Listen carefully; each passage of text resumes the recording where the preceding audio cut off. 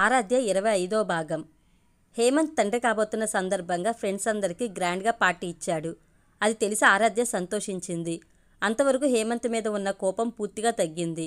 ఒక 10 రోజులు గడిచాక ఆరాధ్యకు కాల్ చేసి, ఎలా ఉన్నావా ఆరాధ్య, తింటున్నావా, తినట్లేదు కదూ, ఇంకా తినలేదు కదూ అంటూ రమాదేవి బాధతో కూడిన గొంతుతో అడిగింది. తిన్నాను మమ్మీ. నువ్వు తినలేదులే, నాకు తెలుసు. తిన్నానని ఎంత చెప్పినా వినకుండా నువ్వు తినలేదులే, నాకు తెలుసు. ఎప్పుడు చూసినా పడుకోవాలనిపిస్తుంది కదూ, ఆ బాధ నాకు తెలుసు కాబట్టే నేను నిన్ను ఇక్కడికి రమ్మంటున్నాను. కొద్ది రోజులు సెలవు పెట్టిరా. ఇక్కడైతే నీకేం కావాలో అది నేను వండి పెడతాను. హేమంత్ అక్కడే ఉండటంతో వింటాడని పక్కకెళ్ళింది ఆరాధ్య. ఈ మధ్యన హేమంత్ ముందు తల్లితో మాట్లాడాలంటే భయపడుతుంది. నేను నీకు ఏది చెప్పినా నీ గురించి బాగా ఆలోచించే చెప్తాను ఆరాధ్య.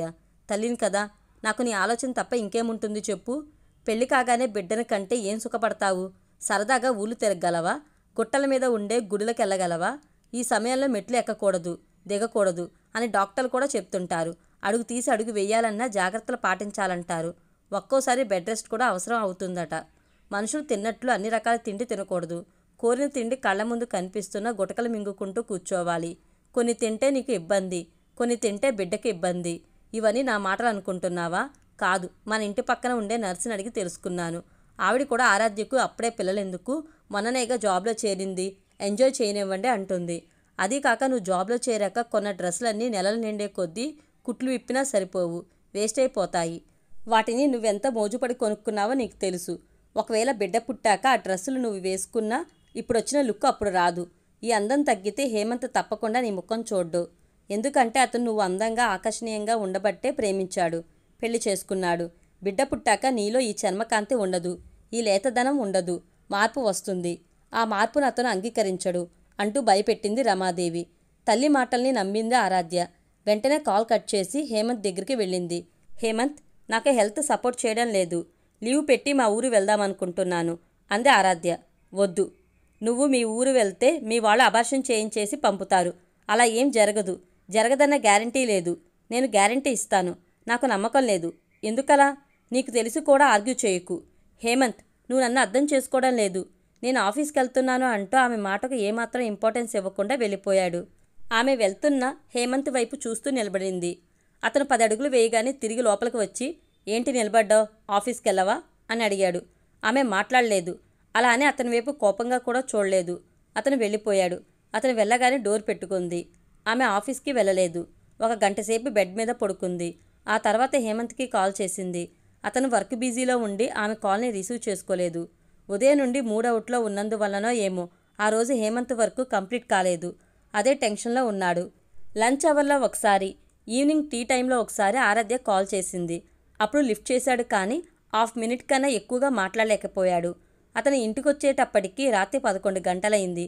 హేమంత్ వచ్చినట్లు కాలింగ్ బెల్ వినిపించి నిద్రలేచి వచ్చి డోర్ తీసింది ఆరాధ్య. ఆరాధ్యను చూడగానే అతను ఎప్పట్లాగే హుషారుగా నవ్వి ఆమె నడుము మీద చెయ్యేసి లోపలికి నడవబోయాడు. చేతి మీద కొట్టినట్లే చేతిని దులిపేసింది ఆరాధ్య. ఆశ్చర్యంతో కాసింత అవమానంతో అతని గుండెలో చిరుకంపన కలిగింది. దాన్ని పైకి ప్రదర్శించనీయకుండా, ఏంటిరా అలా ఉన్నావు ప్రేమగా అడిగాడు. ఈసారి మరింత ఏహ్యంగా చూసి విదిలించినట్లు నెట్టేసింది.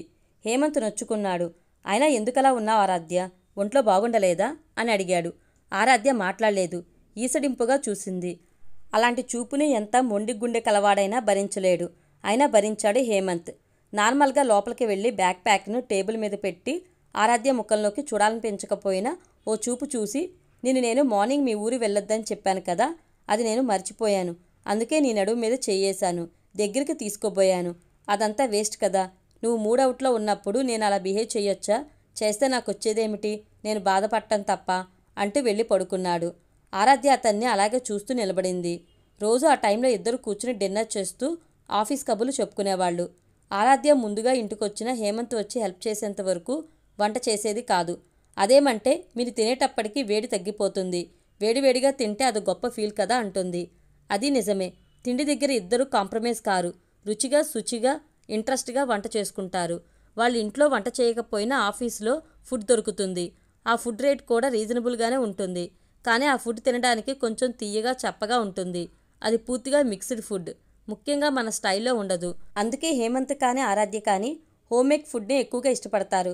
మొదట్లో ఆరాధ్యకు వంట వచ్చేది కాదు. అంతో ఇంతో వచ్చినా రమాదేవి హేమంత్తో మా ఆరాధ్యకు వంట రాదు బాబు, నువ్వు వంట చేయిస్తావేమో, ఒళ్ళు కాల్చుకుంటుంది, జాగ్రత్త అని చెప్పింది.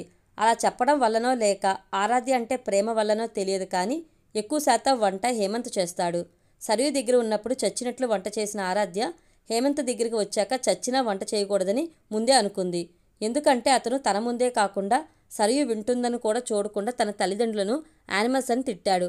అలా ఎందుకు తిట్టాడు, ఎంత కోపం వస్తే తిట్టాడు అన్నది కాదు, అసలైతే తిట్టాడు కదా. అందుకే అతనికి నచ్చినట్లు ఉండాలనిపించడం లేదు, నచ్చిన పనులు చేయాలనిపించడం లేదు. అతను చేసిన వంట కడుపు నిండా తినకుండా తిట్టాలనిపిస్తుంది. అలా తిట్టినప్పుడు ఓ మై గాడ్ ఎందుకలా తిడతావు అని హేమంత్ అడగటం కూడా జరిగింది. అతను అలా అడిగినప్పుడు ఏమాత్రం తడబడకుండా వేవిళ్ళున్నప్పుడు ఏ అమ్మాయి అయినా తిండివైపు చూడగానే ఇలాగే తిడుతుందట, మా మమ్మీ చెప్పింది అంటుంది. మమ్మీ చెప్పింది అనగానే అతను నిజమే కావచ్చని నోరెత్తేవాడు కాదు. కడుపు నిండా తింటూ కూడా బయట ఫ్రెండ్స్కి, ఆఫీసులో ఫ్రెండ్స్కి నేను అసలు తిండే తినడం లేదు, ఏం క్యారీయింగో ఏమో అని చాలాసార్లు చెప్పింది. రమాదేవి కూడా అంతే. కనిపించిన ప్రతివారికి నా బిడ్డకి హైదరాబాద్లో తిండే లేదని చెప్తుంది. అదేంటి రమా అలా అంటున్నావు, నీ కూతురికి తినడానికి తిండే లేదా, అల్లుడు సాఫ్ట్వేర్ ఇంజనీర్ అన్నావు అని ఎవరైనా అడిగితే బరువుగా నిట్టూచి అన్నాను. ఇప్పుడు మాత్రం కాదన్నానా, అక్కడ అదే చేసుకుని అదే తినాలి అంటే ఏం తింటుంది.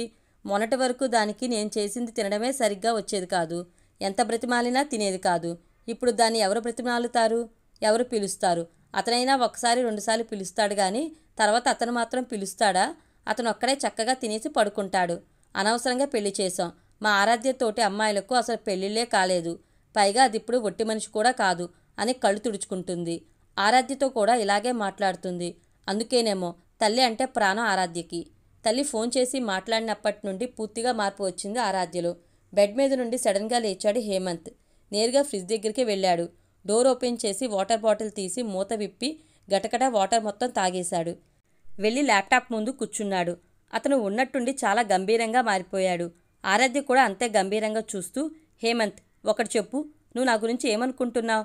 మార్నింగ్ నుండి ఎన్నిసార్లు కాల్ చేసినా నా కోసం ఓ 10 నిమిషాలైనా ఎందుకు స్పెండ్ చేయలేదు. పెళ్లికి ముందు ఇలాగే ఉన్నావా చెప్పు అంది. ప్లీజ్ నన్ను క్వశ్చన్ వేయకు, ఆన్సర్స్ చెప్పే మూడ్లో లేను, ఓపిక కూడా లేదు, పెండింగ్ వర్క్ చాలా ఉంది అంటూ రిక్వెస్ట్గా చూశాడు హేమంత్. నాకు తెలిసి మీకెప్పుడు పెండింగ్ వర్క్ ఉండదు, అబద్ధం చెప్తున్నారు, ఇంటికొచ్చాక కూడా ఆఫీస్ వర్కేనా అంది. హేమంత్కి కోపం వస్తుంది. అయినా ఆమెను ఏమీ అనకుండా వంట చేశావా, వెళ్ళిపెట్టు, ఇద్దరం తిందాం, ఆకలిగా ఉంది అన్నాడు. ఆమె మాట్లాడలేదు, అక్కడి నుండి కదల్లేదు. వంట చేయలేదా, అదేనా చెప్పు అన్నాడు. పక్కకి తిరిగి మౌనంగా చూసింది. ఆరాధ్య నువ్వు నన్నెందుకిలా టెన్షన్ పెడుతున్నావు, ఆఫీస్ నుండి ముందుగా వచ్చిన దానివి వంట చేస్తే తప్పేంటి, చేయడం వచ్చు కదా. ఇక్కడ నువ్వు చేసింది బయట వాళ్ళెవరైనా తినిపోతారా, మనిద్దరమేగా అన్నాడు. అతని మాటల్లో విసుగు చిరాకు ఉంది. నేను ఆఫీస్కి వెళ్ళలేదు అంది లోగొంతుతో. ఎందుకు, పడుకోవాలనిపిస్తుంది, కూర్చోలేకపోతున్నాను, నిలబడలేకపోతున్నాను, పని చేయలేకపోతున్నాను, అందుకే ఉదయం మా ఊరు వెళ్తానన్నది. అప్పుడు ఆమె వైపు పరిశీలనగా చూశాడు. ముఖం బాగా పీక్కుపోయి ఉంది. ఎన్నో రోజులుగా తిండి తిన్న మనిషిలా ఉంది. అతను రోజు ఆఫీస్కెళ్లే ముందు ఆమెకు కూడా బాక్స్ పెట్టి వెళ్తాడు. ఇవాళ కూడా అలాగే పెట్టి వెళ్ళాడు. ఏదో గుర్తొచ్చినట్లు వెంటనే లేచి కిచెన్లోకి వెళ్ళాడు హేమంత్. ఉదయం ఆమె కోసం పెట్టిన బాక్సును చూశాడు. అది అలాగే ఉంది. దాన్ని చూడగానే మండింది హేమంత్కి. తిండి తినకుండా పస్తులుంటే గర్భం పోతుందని ఫోన్లో మీ మమ్మీ చెప్పిందా అడిగాడు ఆవేశంగా. ఇందులోకి మా మమ్మీని లాక్కండి, నాకే తినాలనిపించలేదు అంది. నాకంతా తెలుసు, ఆవిడ అక్కడ ఉండే తను అనుకున్నది చేయగలదు. ప్రెగ్నెన్సీ ఎలా పోవాలో అక్కడ ఉండే ట్రిక్స్ అన్నీ నీకు చెప్పింది ఫోన్లో.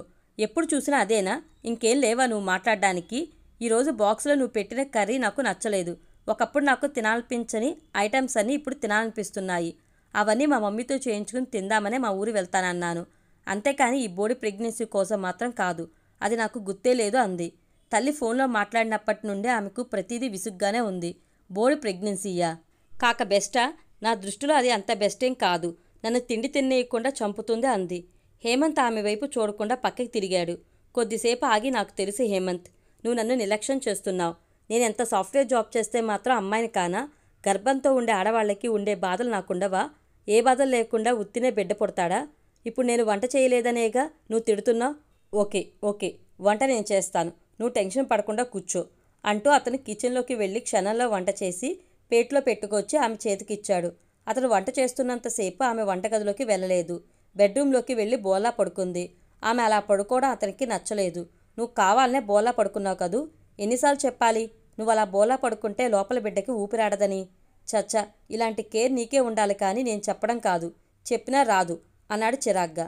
ఆమె అప్పటికే అతని చేతిలో ఉన్న ప్లేట్ అందుకుని అతనే చూస్తుంది. ఆ మాటతో ప్లేట్ పక్కన పెట్టి అలిగింది.